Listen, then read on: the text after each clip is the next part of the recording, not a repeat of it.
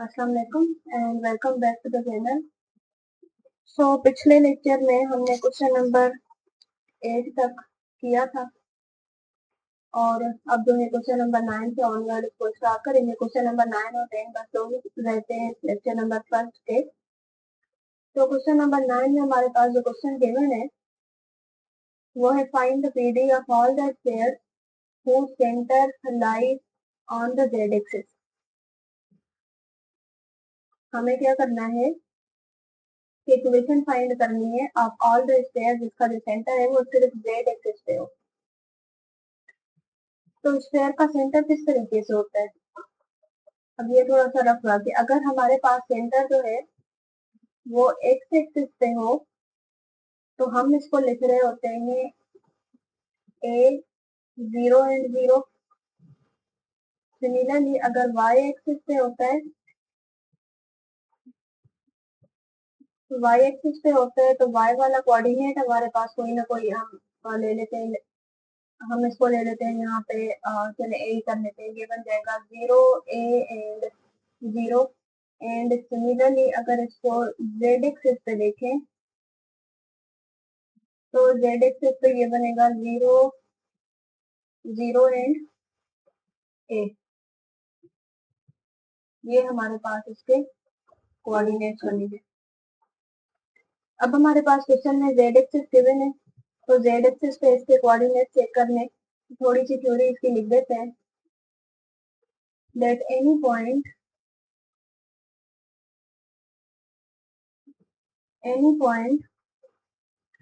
on z axis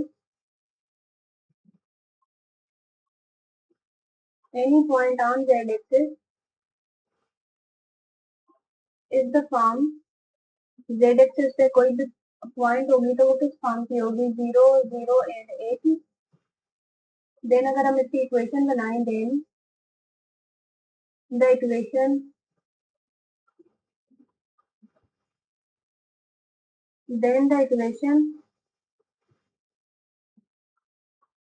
of the sphere with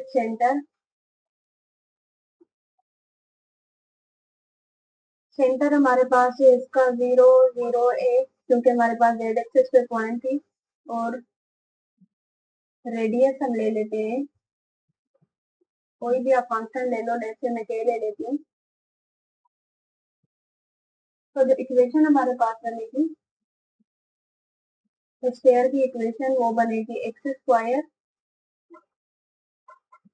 plus Y square plus Z minus A square is equal to the K square.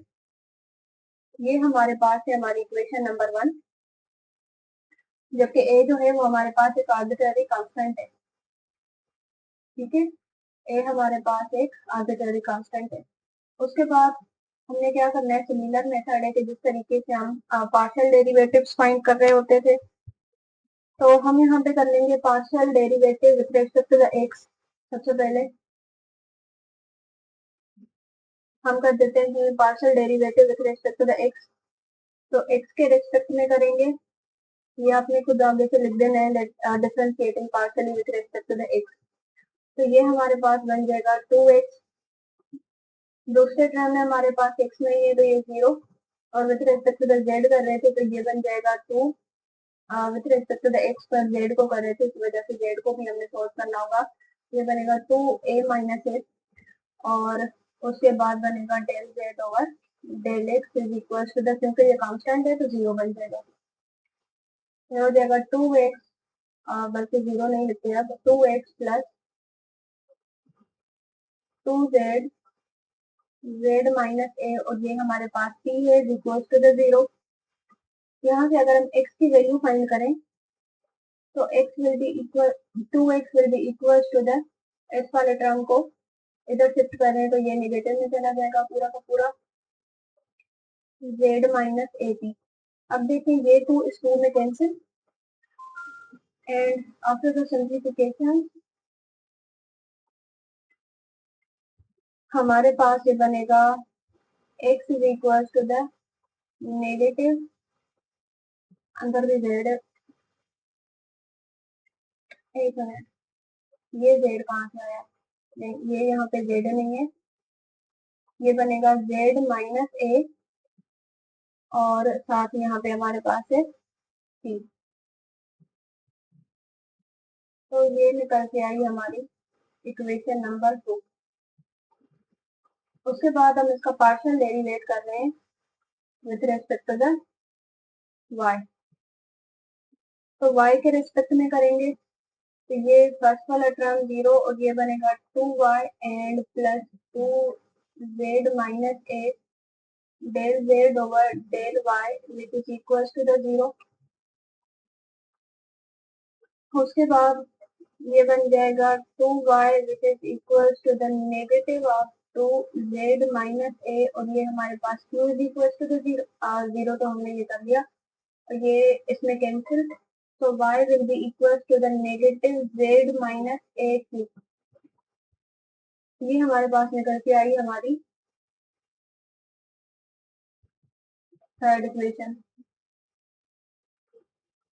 अब अगर हम देखें तो ऊपर equation में जो है हमें मिला है x एंड y, और ये जो इक्वेशन हमारे पास है इसमें भी x एंड y है।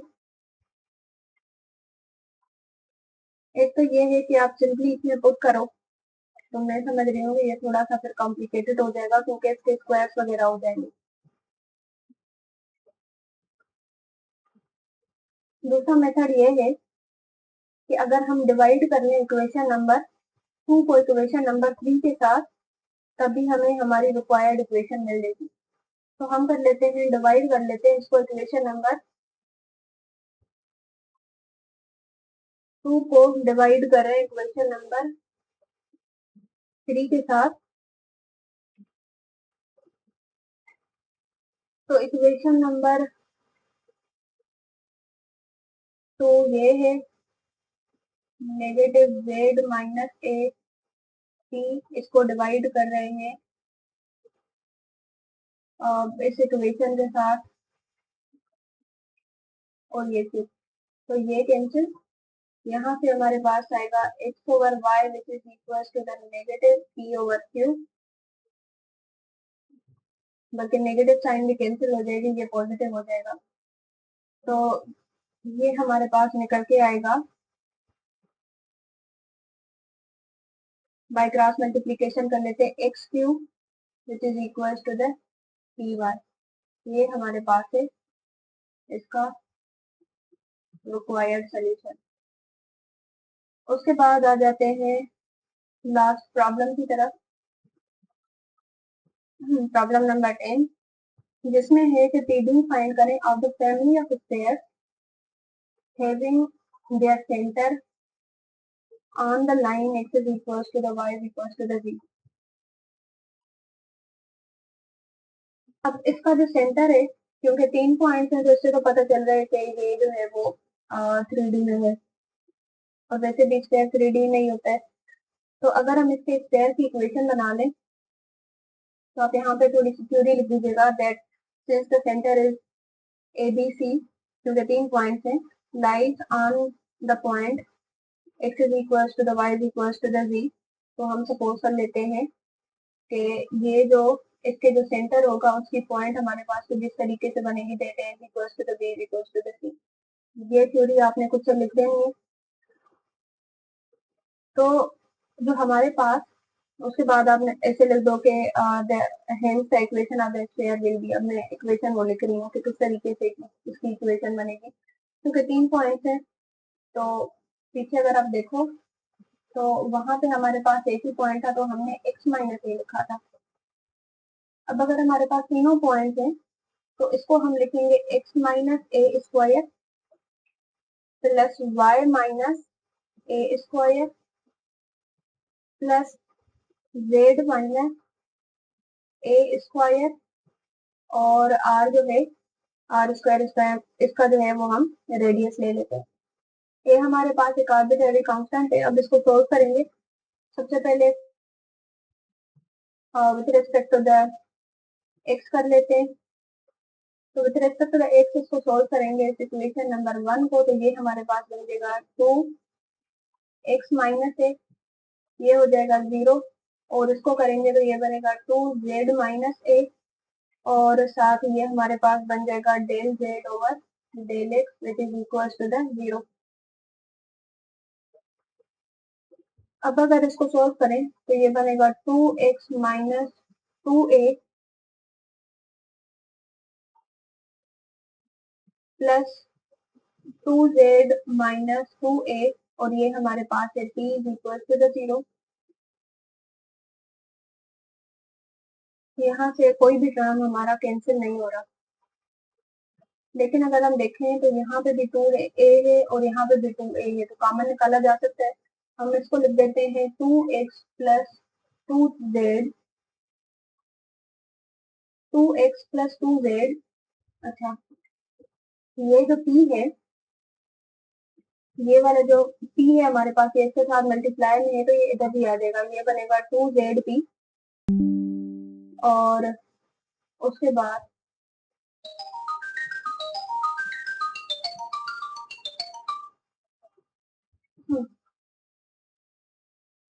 ये हमारे पास बन जाएगा प्लस, यहाँ से हम कॉमन ले रहे हैं और नेगेटिव साइन आ जाएगी यहाँ पे नेगेटिव 2a, तो ये हमारे पास बनेगा 1 plus p is equal to the 0। और अगर हम इसको थोड़ा सा सिंप्लीफाई करें तो ये बनेगा 2x plus 2zp which will be equal to the, इसको साइड पे शिफ्ट करेंगे तो ये बनेगा 2a 1 प्लस p। तो ये हमारे पास बन गई हमारी रिक्वायर्ड इक्वेशन। इसको हम नाम दे देते हैं कि ये इक्वेशन नंबर 2। अब इसी को इक्वेशन नंबर 1 को विथ रेस्पेक्ट टू द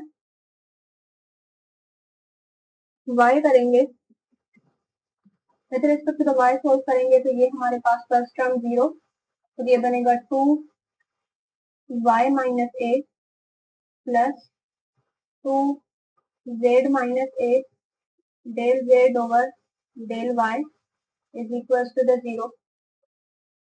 अब मैं थोड़ा सा डायरेक्ट करेंगे, ये बनेगा 2y minus 2a plus 2z cube minus 2a cube which is equal to the 0। और उसके बाद हमने कॉमन ले लेना है 2a, नेगेटिव 2a, तो ये बनेगा 2y माइनस 2z क्यूब, और ये माइनस 2a कॉमन, तो ये बनेगा 1 plus q which is equal to the 0। तो 2y minus 2z cube which is equal to the positive 2a 1 plus q. और हम इसको अब नाम देते हैं इस इक्वेशन को कि ये इक्वेशन हमारे पास है इक्वेशन नंबर 2 और इक्वेशन नंबर 3।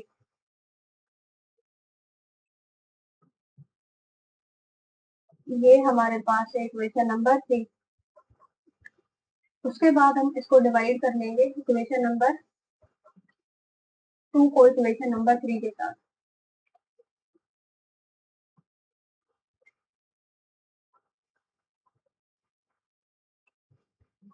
एक मिनट, ये माइनस प्लस का चक्कर आ गया थोड़ा सा, तो ये 2z क्यू है तो ये यहाँ पे प्लस 2z क्यू है। उसके बाद हम कर लेते हैं इसको डिवाइड।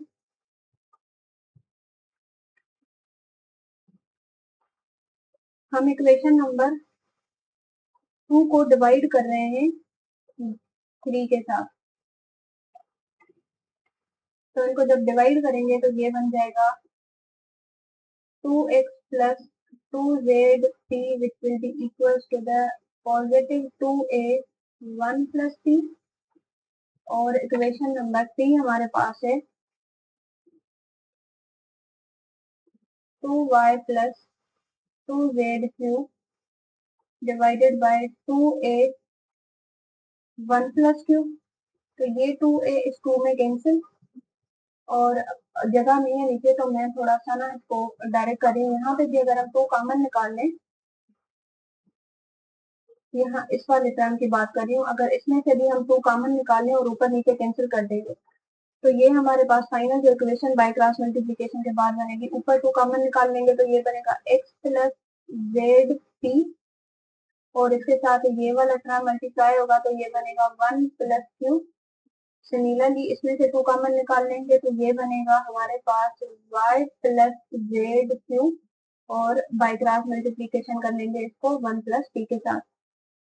इसको अगर थोड़ा सा सोल्व करें तो ये हमारे पास मल्टीप्लाई कर रहे हैं, ये बनेगा x plus x cube plus z p, और ये बनेगा जेड पी क्यूब।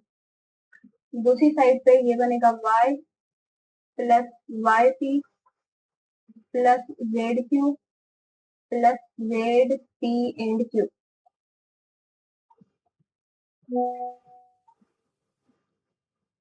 अब हम यहाँ पे क्या कर लेंगे कि इसको सिंप्लीफाई करना है। अगर हम x यहाँ पे है, इस y को इधर शिफ्ट करेंगे तो ये बनेगा x माइनस वाई, और बाकी सारे जो टर्म्स है वो हम दूसरी साइड पे शिफ्ट कर लेते हैं ताकि हम क्या करना है कि p और q को कॉमन निकाल सकें। ठीक है, p और q को हमने कॉमन निकालना है, तो ये हमारे पास बन जाएगा y p plus z q plus z p q, और दूसरी साइड से ये आ जाएगा negative x q negative z p negative z p q. अब अगर हम देखें तो ये हमारे पास पॉजिटिव जेड पी क्यू और ये नेगेटिव जेड पी क्यू, तो ये तो हो जाएंगे कैंसिल, और यहाँ से अगर हम p को कॉमन निकाल लें तो एक ये p वाला टर्म है और दूसरा हमारे पास ये p वाला टर्म है, तो ये बनेगा y माइनस जेड, और उसके बाद ये क्यू, तो ये एक क्यू वाला टर्म ये दूसरा क्यू वाला टर्म, तो ये बनेगा z माइनस एक्स। तो जो फाइनल इक्वेशन हमारे पास बनी है वो है x minus y which is equals to the p y minus z q into x minus x। ये हमारे पास इसका फाइनल सोल्यूशन है। Thank you so much and अल्लाह हाफिज़। इंशाल्लाह इसके नेक्स्ट लेक्चर से कंटिन्यू करेंगे, आगे साथ साथ सारा जो पीजी का कोर्स है उसे कंप्लीट करेंगे।